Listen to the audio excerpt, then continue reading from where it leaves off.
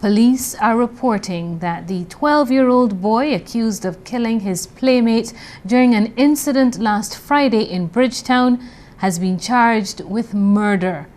This is according to Police Public Relations Officer Inspector David Welsh, who says the teenager was read the charge earlier this evening. Inspector Welsh says the 12-year-old is expected to appear in court tomorrow.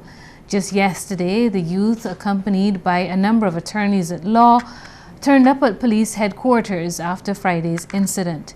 Police say the 14-year-old Andigan Smith of Cypress Street, Bridgetown, reportedly died at the Queen Elizabeth Hospital after he was allegedly stabbed by the 12-year-old during a quarrel at about 5:30 on Friday evening at the junction of Nelson Street and Waterloo Alley.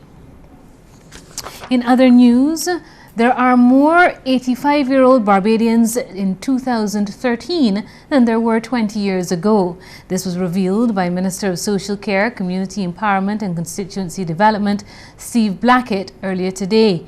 He was speaking during the National Committee on Aging's celebratory luncheon and milestone awards ceremony at the Lloyd Erskine Sandiford Centre.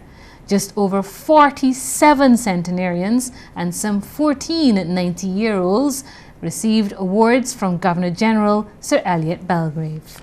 According to the recently released 2010 Population and Housing Census, there were 1,413 males and 2,928 females aged 85 and over in 2000. This has climbed to 1,660 males and 3,388 females in 2010. This rate of increase exceeds that of the general rate of increase of the country's overall population and is another indicator of our much talked about population aging. The Social Care Minister adds that the luncheon helped to highlight many of the seniors within our society.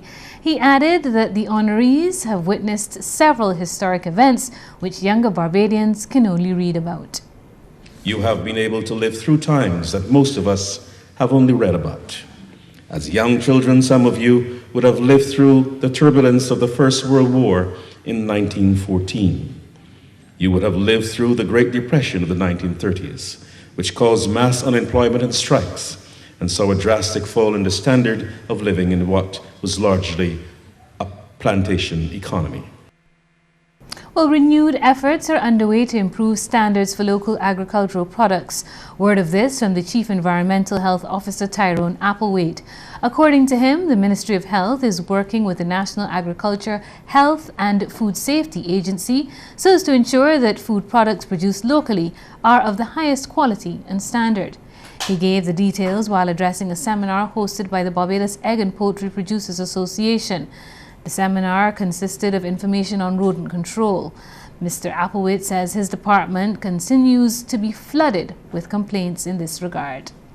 We are accustomed to getting many complaints from farmers as well as from persons in the community about rodents associated with farmers and so on. And I think that in addition to the quality, I also want to talk about issues relating to leptospirosis as well, because leptospirosis is one of those diseases that can be contracted quite easily from rodents.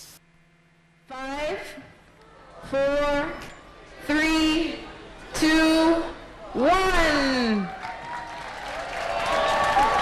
Very good. Sandra Kelman of Sagicor Life flipping the switch to light up the city just moments ago, signaling the start of independence celebrations in our nation for 2013. Scores of people gathered in and around Independence Square to witness the fireworks spectacle and to witness Bridgetown come alive at the official lighting ceremony again just moments ago.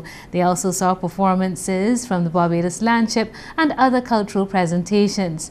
In his feature address, the Culture Minister Stephen Lashley spoke about the significance of the occasion. Light is indeed symbolic of so many positive things. For us, it should be seen as a symbol of those attributes, those privileges which we have enjoyed and which have brought us to this point in our history. Well, of course, the roundabouts across our nation are illuminated as well, so make sure you take in the spectacle. Well, the Executive Director of the Institute of Chartered Accountants of Barbados, or ICAB, Reginald Farley, says he's not worried about the increasing number of people seeking to become qualified accountants. Currently, ICAB's membership exceeds 800, with an additional 900 students pursuing qualifications across varying educational levels. Mr. Farley says the increasing membership will not affect ICAB's members, as many of them are involved in other activities apart from mainstream accounting. He made the comments on the sidelines of an anniversary service held this morning at the St. Matthias Anglican Church. I hear this talk, oh, there are too many lawyers, there are too many doctors, there are too many accountants. That is only of concern if you have a very traditional view of what these professions are to be. Accountants stopped being bookkeepers long ago. There are computers to do that and there are staff to do that. Accountants are analysts, they're financial experts, they understand international rules. They're really key business advisors. Well, other activities for the association's 38th anniversary include a public lecture on Tuesday for small businesses and its annual conference on Friday, which will look at the current economic climate. We need to implement strategies to boost the competitiveness of our individual firms, and by making each individual firm more competitive, it boosts the industry and the economy in aggregate. So we'll have a range of topics covering renewable energy and energy efficiency, employee share ownership, compensation, performance-based compensation, performance management, and a range of topics which our chartered accountant members will be involved in. Well, meanwhile, a local cleric is urging professionals in Barbados to let the light of God shine through them by being more creative in the workplace. The suggestion was made by the Reverend Canon de Vera Murrell during the anniversary service for both the Government Information Service and the Institute of Chartered Accountants of Barbados, ICAB. Attendees included Prime Minister Frundle Stewart and representatives from both the GIS and ICAB. Canon Murrell notes too that many people engage in redundant activities instead of finding new methods to get the job done. In other words, do not do the same thing over and over and over and over every day in the same way all the time. Yes, it may work, but oh my goodness, it is so monotonous. Oh my goodness, it is so uncreative. Oh my goodness, it does not give you a challenge. And so if it is not broken, break it.